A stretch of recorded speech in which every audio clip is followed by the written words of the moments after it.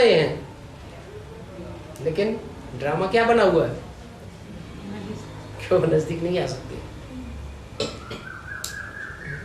ऐसे पक्षी स्कूल में भी होते हैं? ऐसे पक्षी स्कूल में होते हैं। ऊंची स्टेज में उड़ने वाले ऐसे हंस जैसे पक्षी भी होंगे कि कंकड़ अलग कर देंगे, पानी को अलग कर देंगे और दूध को पी जाएंगे। पानी में और दूध में क्या अंतर होता है? दूध को मथेंगे तो मक्खन निकलेगा, सार निकलेगा, अमृत निकलेगा, और पानी को मथेंगे पानी कुछ नहीं निकलेगा। तो दुनिया में जितनी भी नदियां रूपी चैतन्य आत्माएं हैं, चाहे देशी नदियां हैं चाहे विदेशी नदियां हैं, दुनिया में जितने भी तालाब हैं, क्या चाहे देशी हैं चाहे विदेशी हैं, जितनी भी नहरें हैं, जितने भी कुएं गड्ढे गढ़ीचियां हैं, उनमें सब में पानी ही पानी भरा हुआ है कि कोई ऐसा भी जिसमें दूध भरा हुआ है? पानी ही पानी भरा हुआ है। और पानी भी ऐसा है जिसके बिलोने से कुछ भी निकल नहीं सकता। तो हंस की ये गति होती है क्या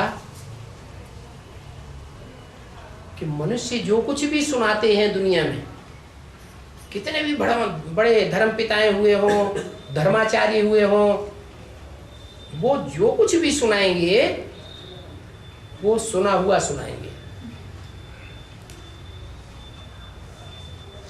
उसको मंथन करने से नई बात नहीं निकलेगी। लेकिन ईश्वर ऐसा आकर के ज्ञान सुनाता है, ऐसा गीता ज्ञान देता है, ऐसी वेद वाणी ब्रह्मा के मुख से उच्चारता है, ब्रह्मा के मुख से वेद निकले। शास्त्रों में लिखा है ना कि उसको जितना ही मंथन करेंगे उतने नए नए रत्न निकलेंगे, नई नई बातें निकलेंगी। इसलिए मुरली में बोला है कि अभी गीता ज्ञानामृत नहीं कहेंगे। अभी माने कब? जब तक ब्रह्मा बाबा जीवित थे, ब्रह्मा के मुख से वाणी उच्चारी जा रही थी, तब तक अमृत नहीं निकला। क्यों? क्योंकि उस ब्रह्मा मुख से जो वाणी उच्चारी जा रही थी, वेद वाणी, उसको सुनने वाला कौन था सबसे पहले? ब्रह्मा की आत्मा पहले सुनती थी, क्योंकि उसके नजदीक ही बैठ करके सुप्रीम सोल सुनाता था। वो ही नहीं मनन चिंतन मंथन करता था, वो उन महावाक्यों को ऊपर ऊपर सुनता था या उनकी गहराई में जाकर के नई नई बातें निकालता था, ऊपर सुन लेता था।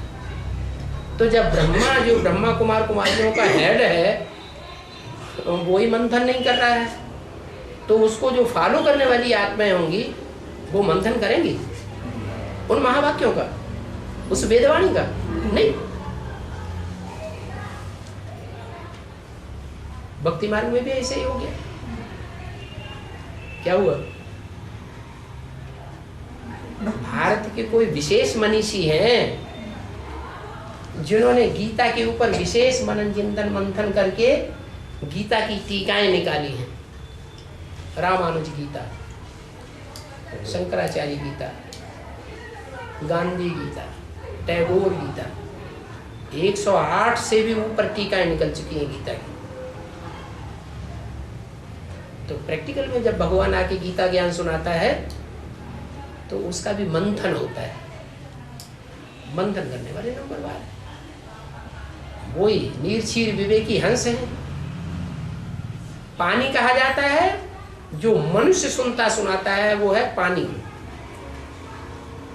चाहे गंगा नदी ही क्यों न हो चैतन्य में कोई इस दुनिया में बैठी हुई, भले संसार में प्रत्यक्ष हो जाए, दुनिया समझ ले कि यही ज्ञान गंगा नदी है जिसका चित्र शंकर के सिर पर दिखाया जाता है, कन्या,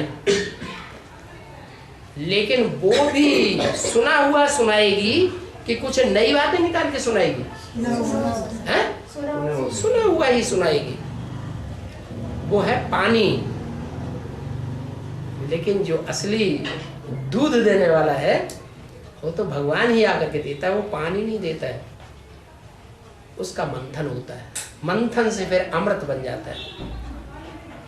तो जो हंस होंगे, हंस प्रकृति के, वो मनुष्यों की सुनाई हुई बातों को ध्यान ही नहीं देंगे।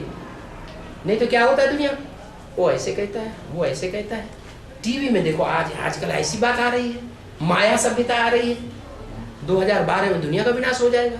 वही बात है, बुद्धि में क्या होगा, घूमती नहीं। लेकिन जो नीर क्षीर विवेकी हंस जैसी श्रेष्ठ आत्माएं होंगी, वो उन बातों पर ध्यान ही नहीं देंगी।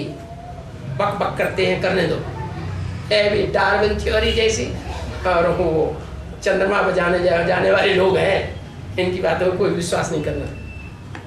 बाबा ने जो कुछ कहा है उन बातों को मंथन करो। बाबा ने मुरली में बोला है, एक एक मुरली को 6-7 बार पढ़ो, 6-6 बार पढ़ो, तब बुद्धि में बात बैठेगी असली। नहीं तो 6-6 बार पढ़ने की क्या जरूरत है। कुमार का दादी में तो इतनी ब्रिलियंसी थी कि एक मुरली को एक बार सुन ले तो ज्यों की तो शब्द बाई शब्द पूरी मुरली सुना देती थी, 4 पेज की। लेकिन उसका गहरा अर्थ उनकी बुद्धि में बैठा नहीं बैठा। कोई सुनाते हैं जाकर के तो भी नहीं सुनना चाहते। तो ऐसे जो हंस हैं मनुष्य सृष्टि में, हंस की तरह पुरुषार्थ करने वाले, वो नीरक्षीर विवेकी होंगे। क्या करेंगे, मनुष्यों की सुनाई हुई वाणी पर ध्यान ही नहीं देंगे, छोड़ देंगे पानी पानी को। क्या ग्रहण करेंगे, जो ईश्वरीय ज्ञान सुनाया हुआ है, वेद वाणी है, ब्रह्मा के मुख से निकली है, उस वाणी के महावाक्यों पर विचार करेंगे। बोला तो क्यों बोला, एक बार नहीं बोला, वही वाक्य बार बार बोला।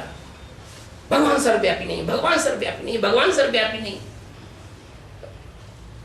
अरे 33 साल एक ही मुख से ये वाक्य ज्यादा बोलते रहे। कौन सा वाक्य, भगवान सर्वव्यापी नहीं। अरे क्यों इतना, क्या पागल हो गया क्या? कोई बात, पागल क्या करते हैं, क्या करते हैं, ये रट्टा लग गया एक बात का, तो स्टेशन पे जाएंगे, सड़क में जाएंगे, इधर जाएंगे, घर में आएंगे, वो ही रट्टा। तो क्या पागल था, है?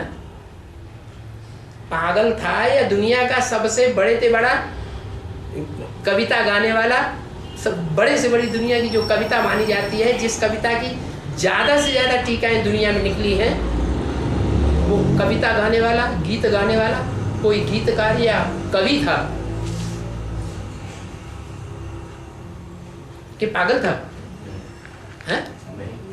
दुनिया का ऊंचे से ऊंचा कवि, ऊंचे से ऊंचा गीतकार, जिसने गीता सुनाई, वो भगवान है। भगवान ही गीता सुनाता है। भगवान की वाणी पर तो कितना विचार करना चाहिए, पर तो कोई ध्यान देंगे, कोई नहीं। वो मनुष्यों की बातें सुनते रहेंगे, पानी पानी को बिलोते रहेंगे। और जब से वो कैसेट निकलना शुरू हुई माया सभ्यता वाली, अरे पागल कर दिया हिंदुस्तानियों को। सबसे ज्यादा ब्रह्मा कुमार को पागल किया, वो उसी कैसेट को लेकर के चारों तरफ सुनाते फिरते हैं। जिसको जाएंगे वो कैसेट, देखो 2012 में विनाश होने वाला है।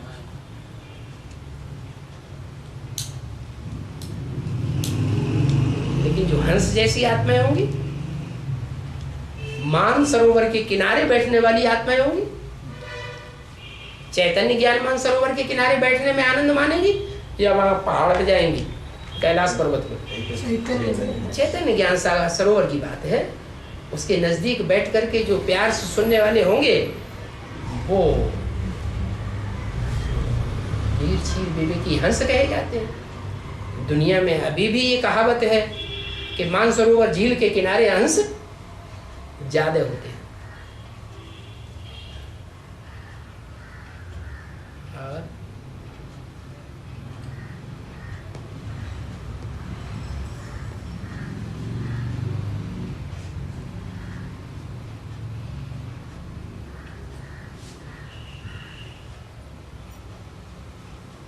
कहीं कहीं म्यूजियम में दिखाया है कि नहीं हंस को?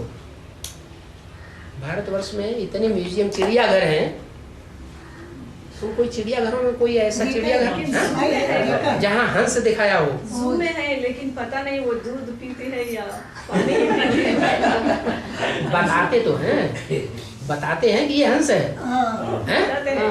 बताते हैं। काला भी है, सफेद भी है। सफेद है। बगुला ना, काला बगुला नहीं, हंस हंस वही तो देखता है ना। हाँ तो ऐसे ही एक टांग पर खड़ा रहेगा, हाँ, वो तो बगुला। जैसे बड़ा भक्त है, और जैसे ही मछली आएगी, चाहे वो मरी हुई मछली ही क्यों न हो, 20 आदमियों की भोगी हुई व्यभिचारिणी औरत क्यों न हो, वो मरी हुई मछली को भी खा जाए। जो हंस होते हैं, हाँ, तपस्या करने का ढोंग नहीं करते हैं। सफेद कलर में दिखते हैं। हंस व्हाइट कलर में दिखते हैं। हाँ जी, जो हंस है वो अंदर बाहर से एक ही दिखाई देगा, और उसकी एक पहचान और है, उसकी चोंच को फाड़ करके अंदर मुंह में देखा जाए, गले में, तो एक हंस उसके अंदर और बैठा हुआ है, छोटा सा हंस। ब्रह्मा बाबा हंस है कि नहीं? हाँ, ब्रह्मा बाबा हंस नहीं है? तो वो अभी वर्तमान जो दुनिया है उसमें हंस के अंदर होना चाहिए कि नहीं होना चाहिए? बाप दादा माने ब्रह्मा बाबा वाली आत्मा बच्चों में प्रवेश करके पार्ट बजाती है कि नहीं? जो भी 108 आत्माएं होंगी, निर्जीव विवेकी नंबरवार हंस हैं, उनमें बाप दादा की आत्मा प्रवेश करती है या नहीं? ब्रह्मा की प्रवेश करती है। तो वो छोटा सा हंस हो गया जो उसकी चोंच के अंदर अंदर दिखाया जाता है। ये पहचान है। बगुला होगा उसके अंदर, अंदर चोंच फाड़ के देखो, उसके अंदर नहीं होगा।